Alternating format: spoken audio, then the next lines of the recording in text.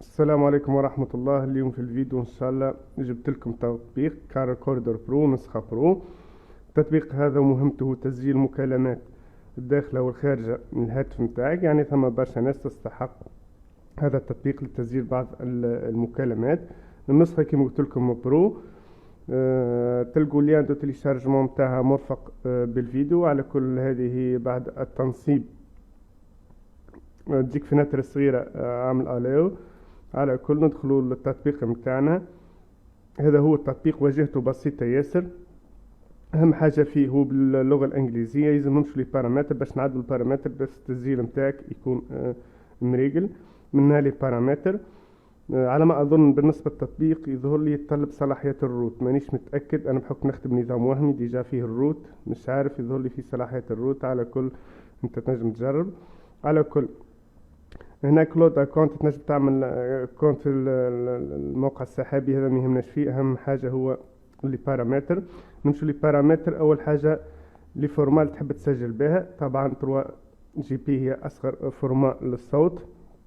اوديو سورس بالنسبه للخيار هذا اذا انت تستعمل في سماعات لازم تبدل منها باش تبدل لي زوبسيون منها باش التسجيل يصير. اذا انت تستعمل في تليفون عادي يعني بالهوت بارلور يعني بالميكرو نتاعو العادي نورمالمون يقرا اوتوماتيك.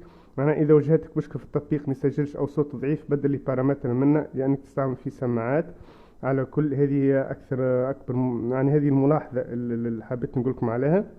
نمشي لي بارامتر الاخرين. يناب نوتيفيكاسيون تخليها مريقله باش يوصلك اشعار وقت تكمل انت المكالمه ويسجلها يجيك اشعار نتاع التسجيل.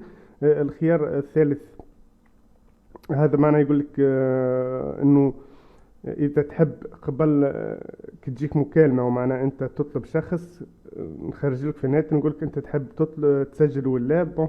اذا فعلتها تولي الاختيار ليك في كل مكالمه مش تسجلها لازم تعطيه لاكور. اذا ما فعلتهاش يسجل اوتوماتيك. هذه الملاحظه الثانيه. بالنسبه للسيف كما تشوفوا طريقه يعني لونجسترمون تاع المكالمات اوتوماتيك سيف تو فافوريت ولا اسك او تو دو. يعني سيف وين تحب تقريبا تحطهم للتسجيلات في الفافوريز ولا تخليهم في الواحد في الصفحه الرئيسيه نتاع البرنامج تو نشوفوها.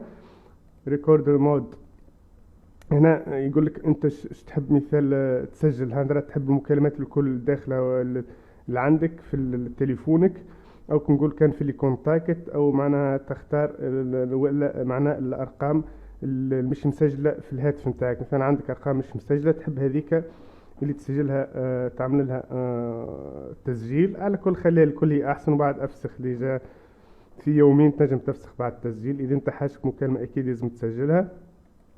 هنا السايز هنا الباسورد ما نسحقوش باش تعمل باسورد مكالمه مسجله حكايه فارغه. هنا يعطيك الفرون دولار 24 ولا 24. على كل هذا من اهم لي بارامتر الموجودين. كما قلت لكم اهم بارامتر هي الاولى الثانيه.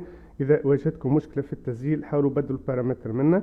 على كل بالنسبه لي انا ما نجمش نسجل لاني نخدم على نظام وهمي ديجا ما عنديش اصل الكلافي نتاع اللي نمروه كارت سيم لان نخدم على اورديناتور.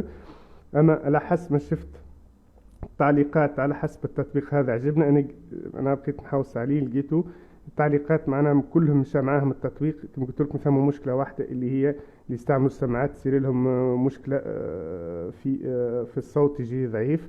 على كل تبدلوا لي بارامتر منه نورمالمون بحول الله يمشي التطبيق. على كل اذا عجبكم التطبيق تعملوا بارتاج او جيم والسلام.